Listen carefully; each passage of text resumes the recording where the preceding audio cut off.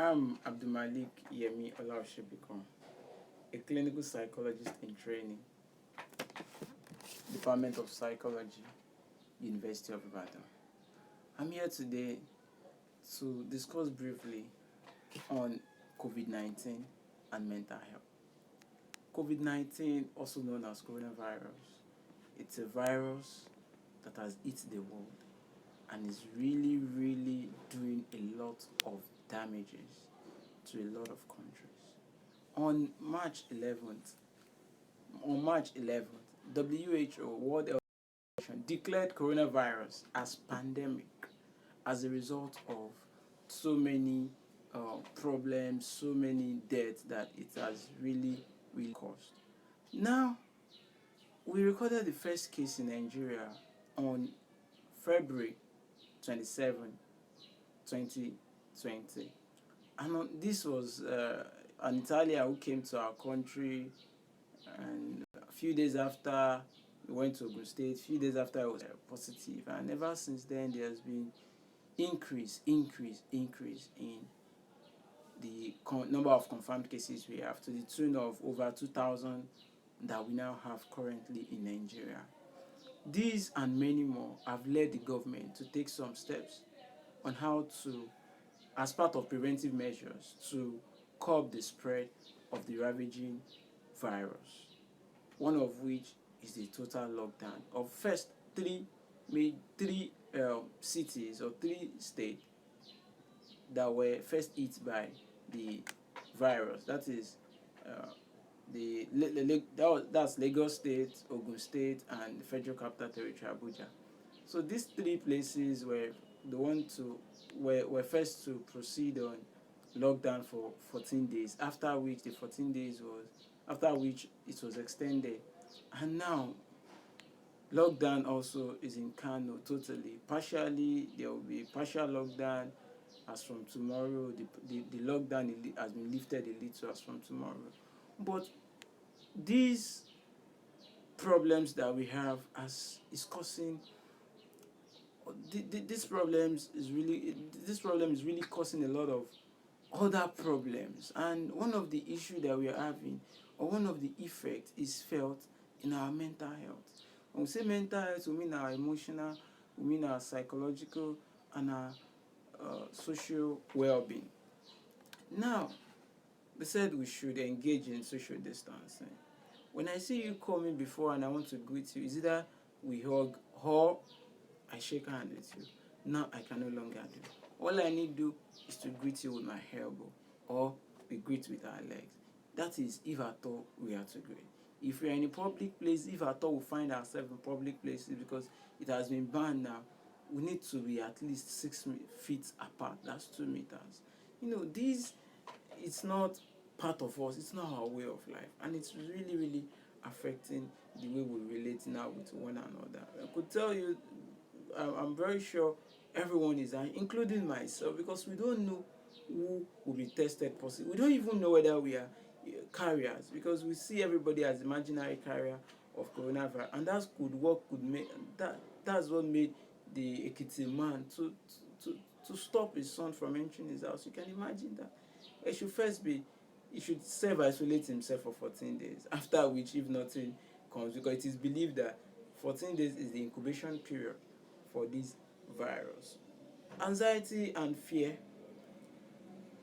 includes, among others, are the effect that this virus has brought to us, this virus has brought to our mental health, because everyone is now scared. We are so anxious. We are being careful of where to go, because we don't know who is infected and who is not. Because one of the things that we have to deal with is to prevent it. Because as it is now, there is no cure, no vaccine have been validated that works for coronavirus. They say prevention is better than cure. Prevention will be the most preferred now, or be more preferred now, because there is no even cure for it. So it is better we take to the safety measures that are being taught to us, ranging from engaging in social distancing. We should distance ourselves from people. We should cover our nose, we should use nose mask, we should try to avoid public places, we shouldn't hug, we shouldn't shake hands. If someone travel to a place where there's been interstate ban also now, but if at all someone moves to a place, you see someone for quite a while, don't just rush to the person to another place. Even if it is within city, stay there first for 14 days before you go. Another effect it has on us is boredom. We are bored. We are bored. So bored. Like seeing movies. Because we don't have anywhere to go. The parties that are always fun, no parties for almost 2 months now.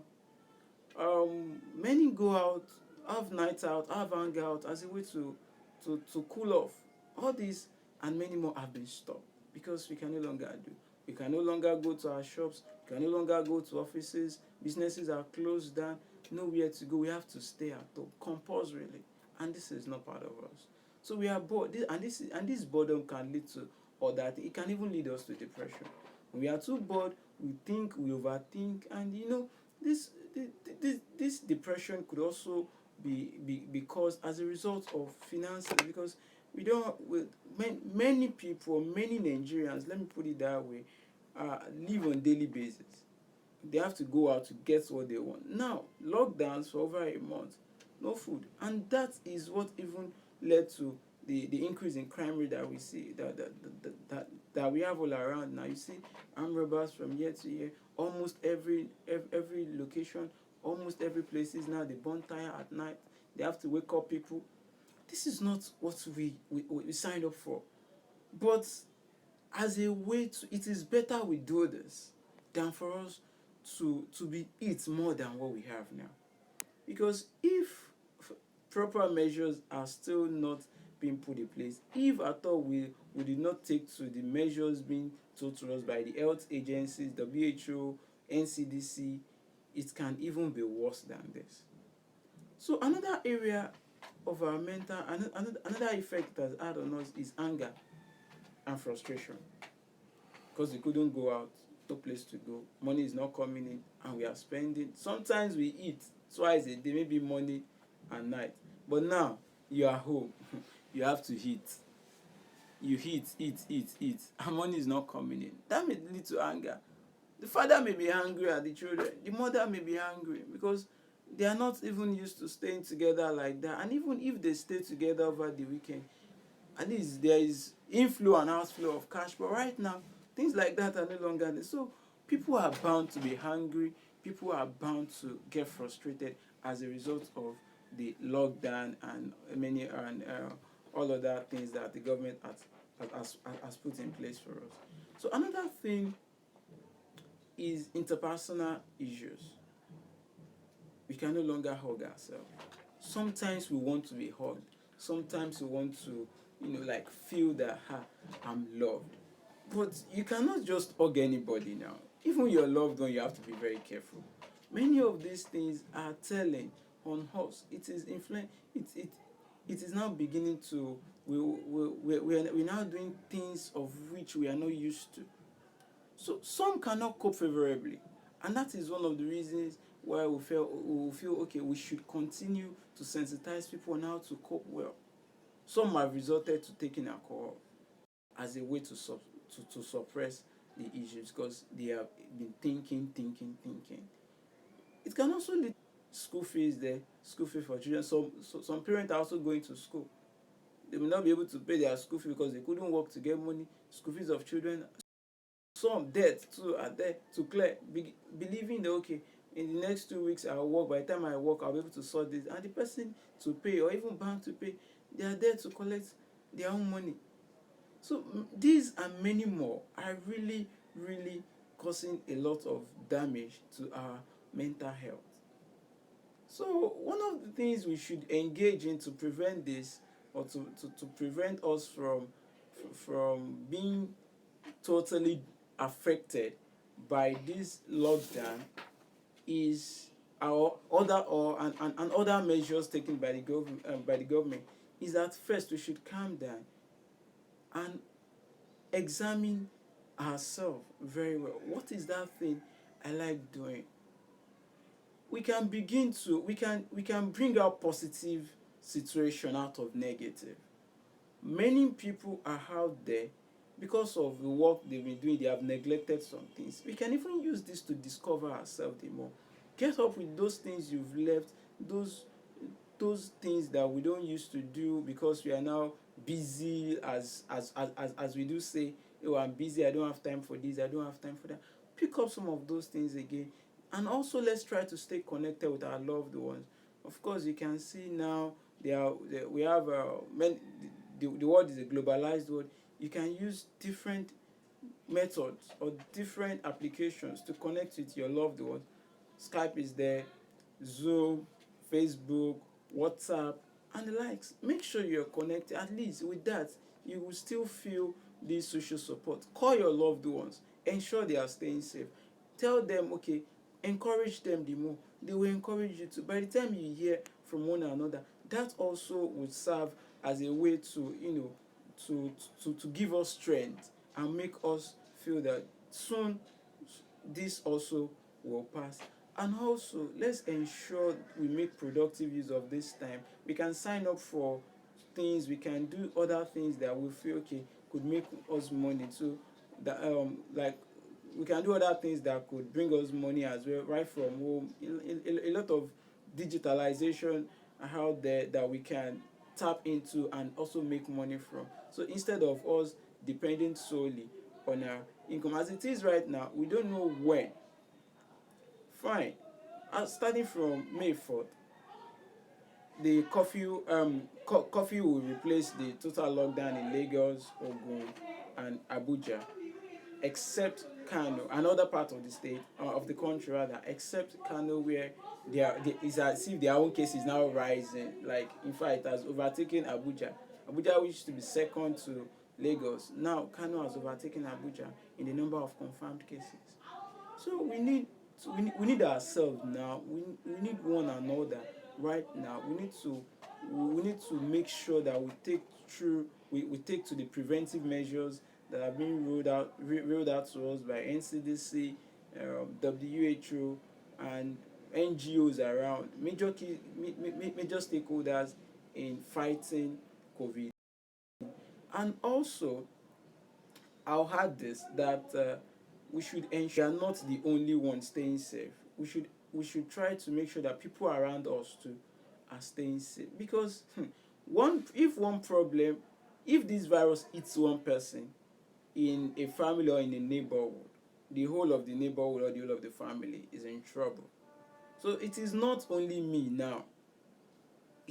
I shouldn't care for only myself now. I should also care for people around me. I should also care for my family, my neighbors, people in the environment too. Because they say one injury to one is injury to one. In this case, if one person should have the virus, it can be transmitted to a whole lot. Remember, it was one person that brought it to Nigeria. Now today we have over 2,000 cases. How did this spread? I remember that many of these things this virus can be transmitted in ways. We should understand that whenever we have contact with the infected person, when people sneeze and that droplet touch even on the surface like this, and we even touch that surface, we are infected. And with that, we can even that is why we should make sure that we should make it a ritual. We washing our hands and using hand sanitizer. Before we go out, we should ensure we wash our hands, we use hand sanitizer. When we are back home, we should wash our hands with clean water and soap, and we should go around with sanitizer. Even if you want to collect something from someone, ensure the person has sanitized him or herself.